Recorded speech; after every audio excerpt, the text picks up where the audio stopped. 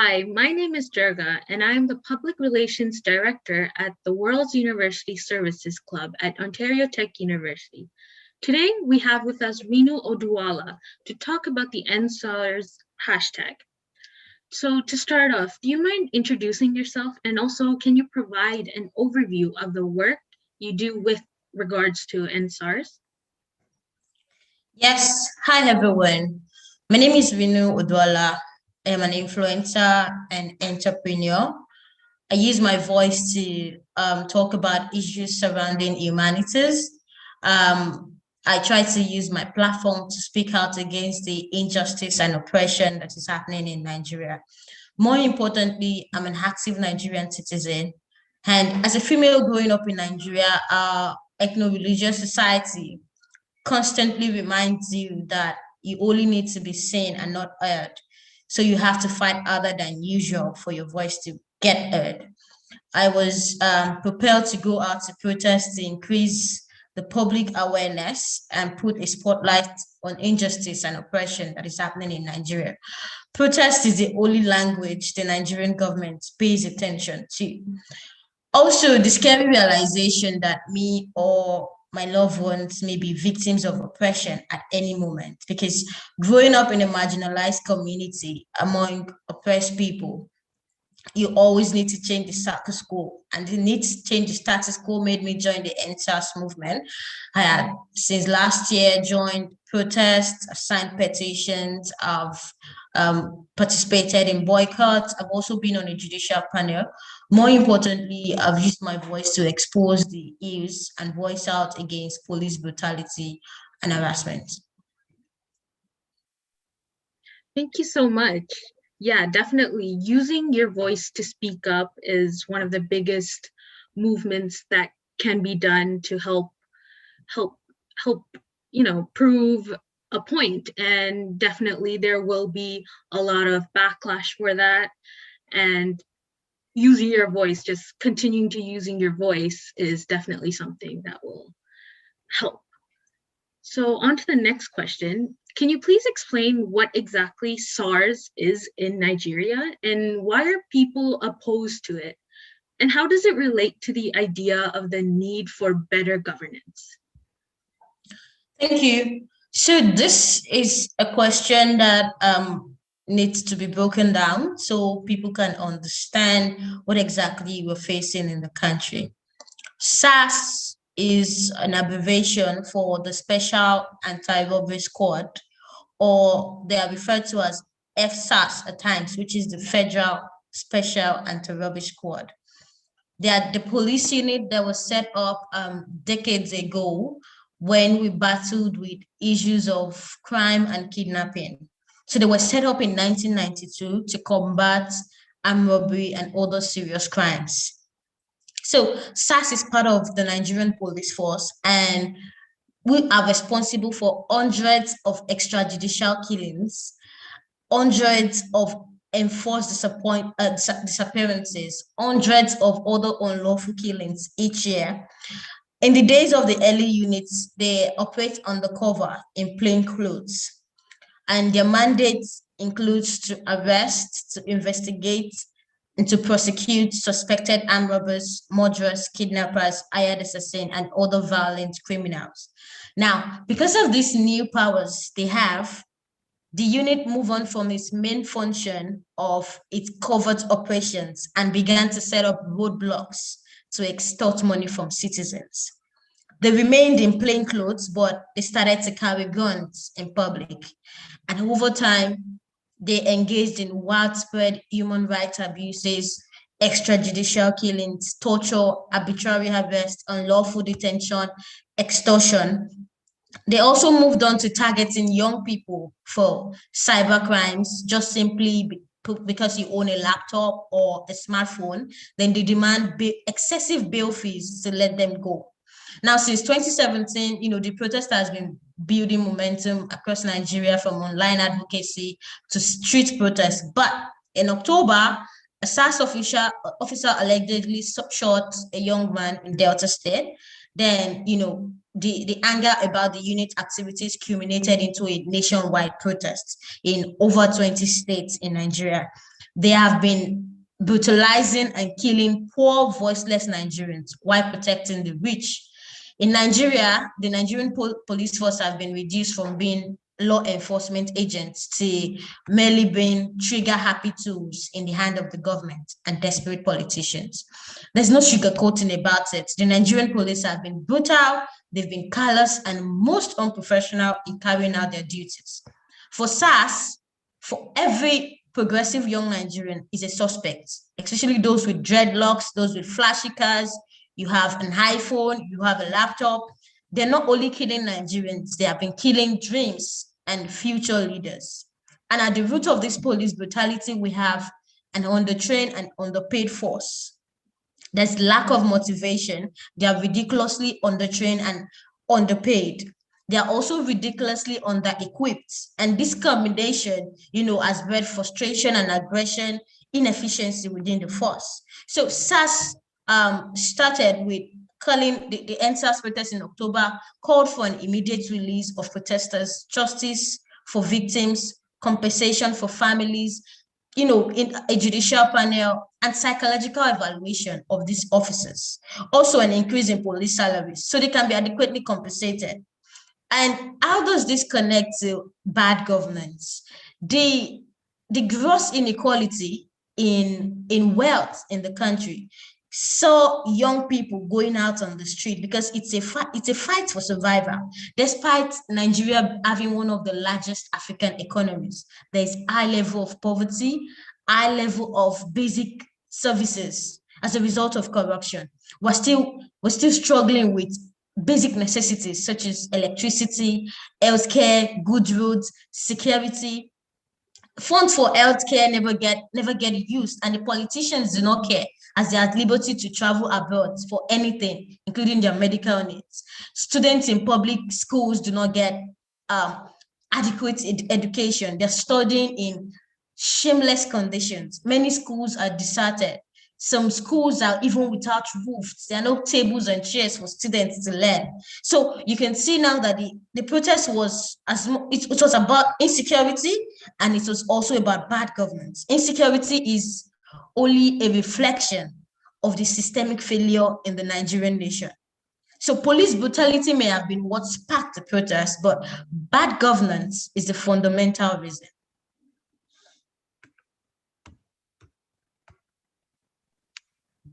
Thank you for that detailed explanation. It definitely helps put more perspective on the issue. It helps us see beyond what the pictures we see on social media shows. And on to the next question.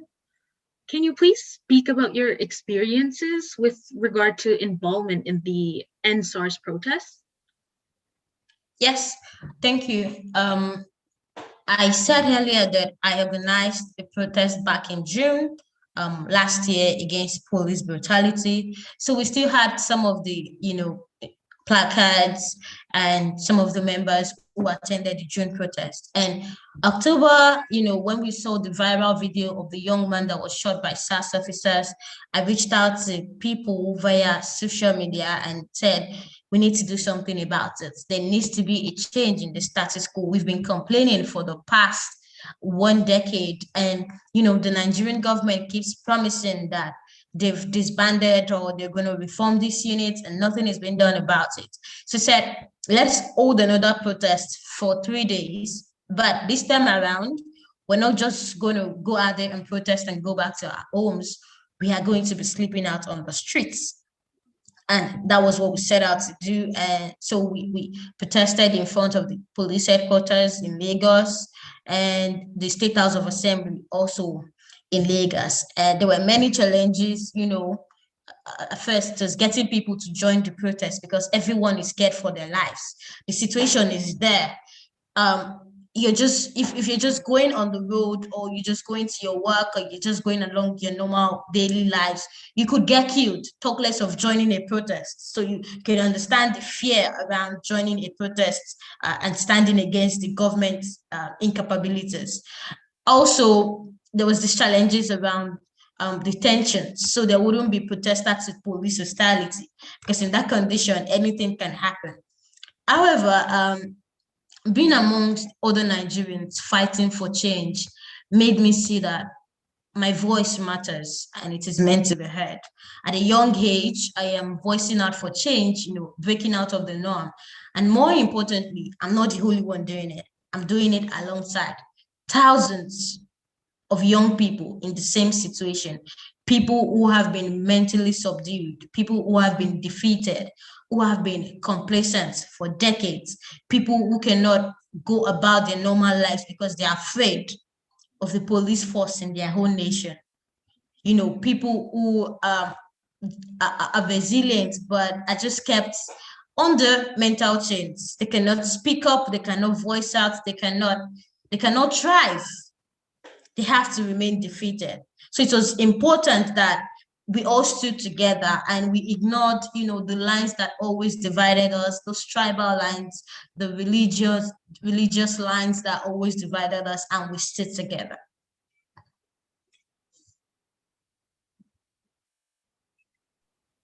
Thank you.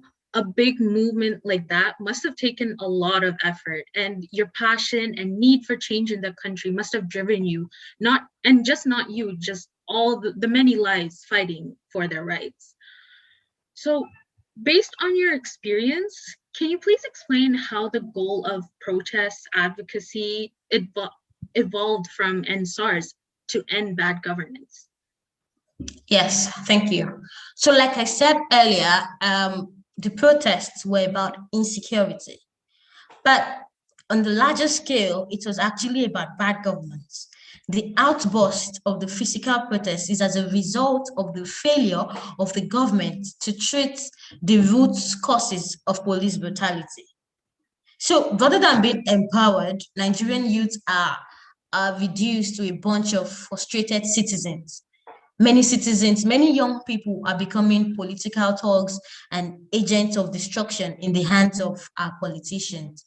In fact, many have paid the ultimate price with their lives, while these politicians are in their heavily guarded houses. Children of our politicians study abroad in some of the best schools abroad.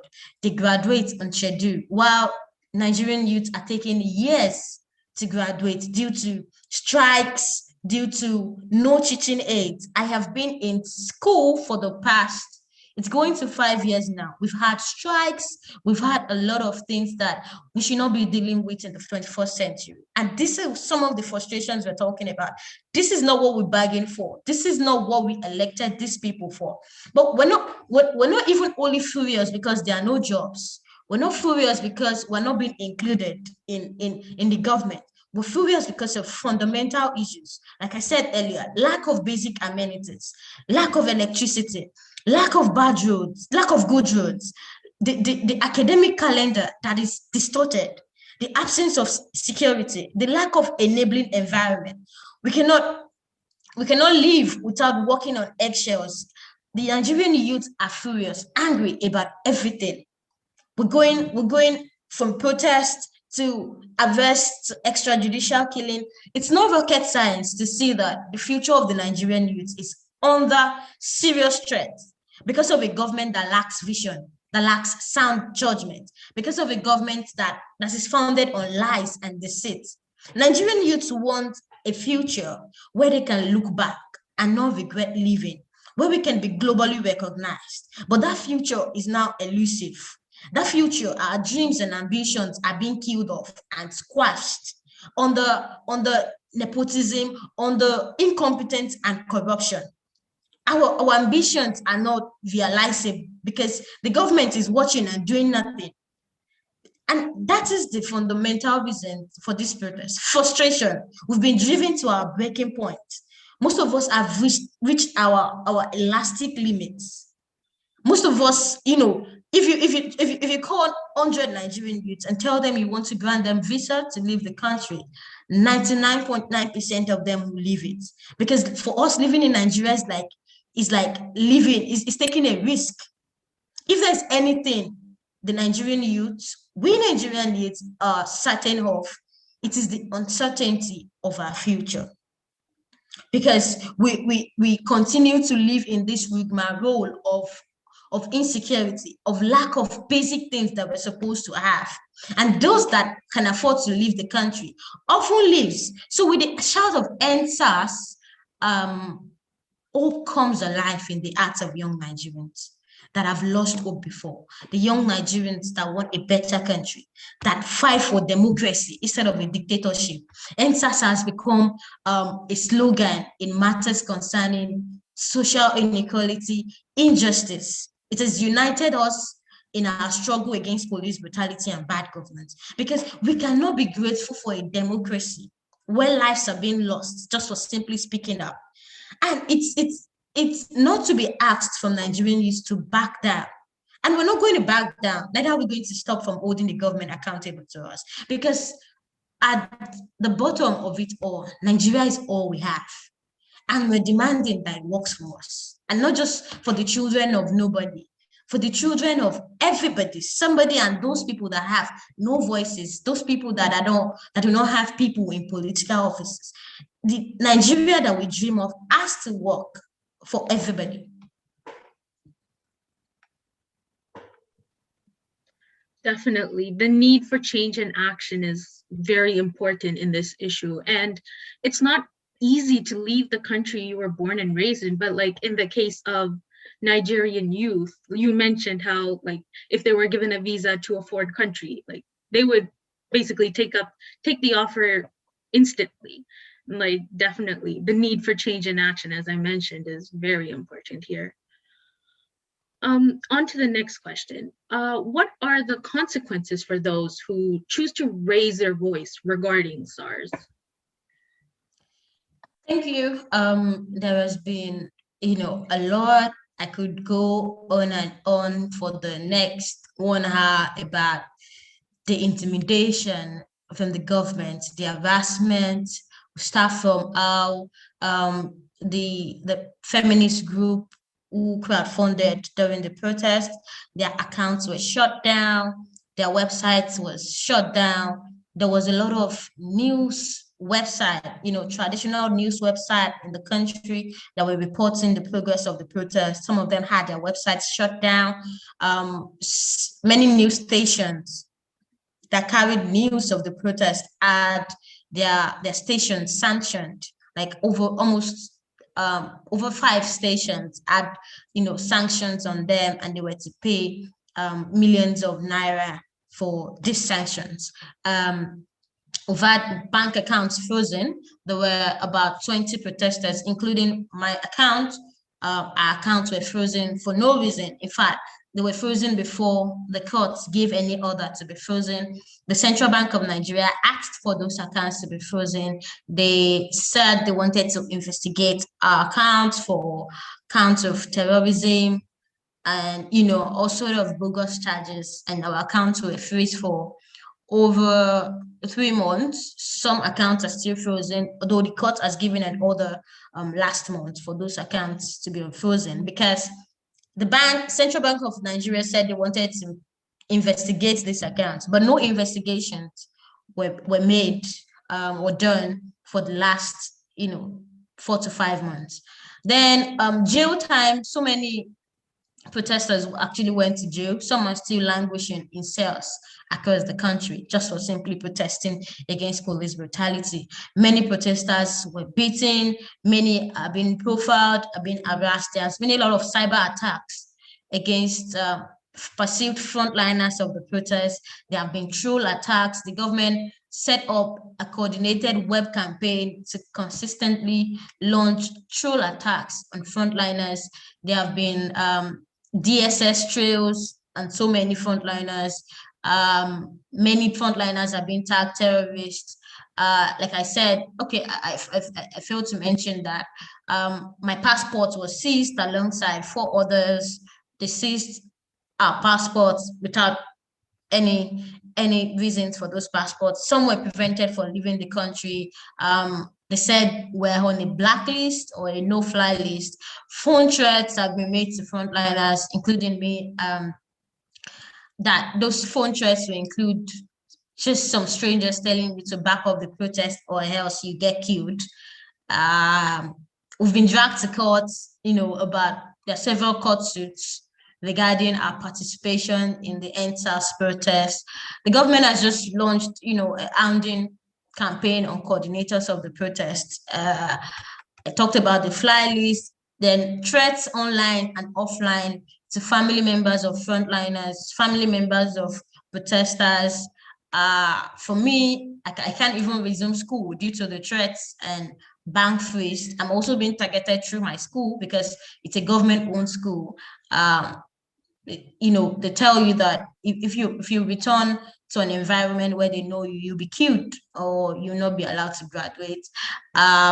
Several journalists report how their meetings with politicians shows how much these states they have against the protest and the campaign, and how they plan to arrest journalists, frontliners of the protest. So many journalists have had to leave the country after the protest. So many frontliners, including DJ Switch, who streamed live the Lekki Tollgate incident. She had to leave.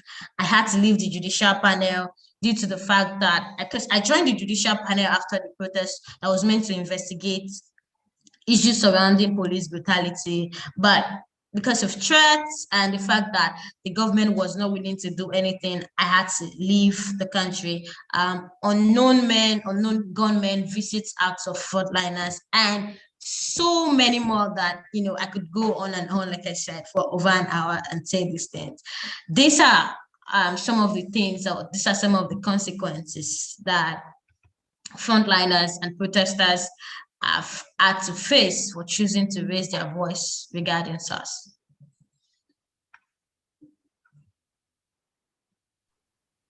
Yeah, it must be very difficult to come out with lots of censorship, attacks, and even obstacles just for speaking up, using your voice and speaking up, and basically using your voice to confront those who are responsible and have them accountable for their actions. That was my last question for today, and I would actually like to thank you for coming to this podcast and sharing your views and helping us spread awareness.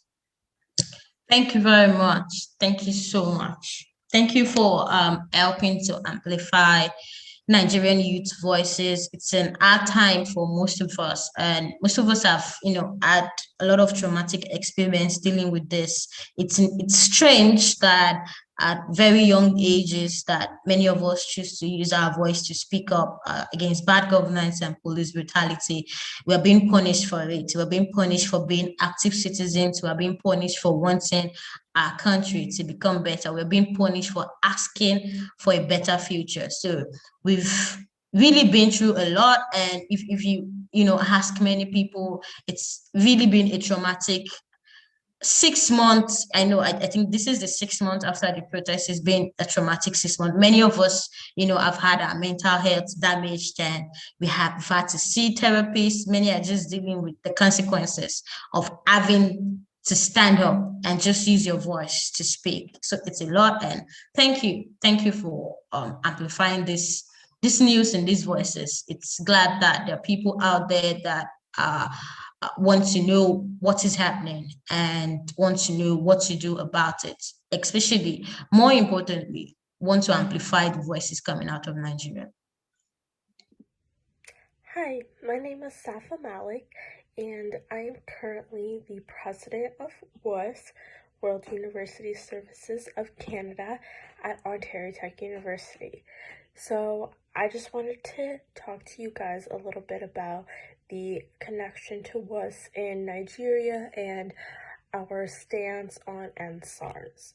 So WUS, we are a Canadian nonprofit organization, and we work to create a better world for all young people. So we want to bring together a diverse network of students, volunteers, schools, governors, and businesses who share the same vision as ours. So together we foster youth-centered solutions to improve education, economic, and empowerment opportunities in over 15 countries around the world. So WUS has worked in Nigeria for a mapping study, and this was from July 2019 to September 2019, and it highlighted the initiatives that were done across Africa and raised new insights on the complex relationships between displacement, education, postgraduate employment, and the legal frameworks and policies that impact the access for displaced youth.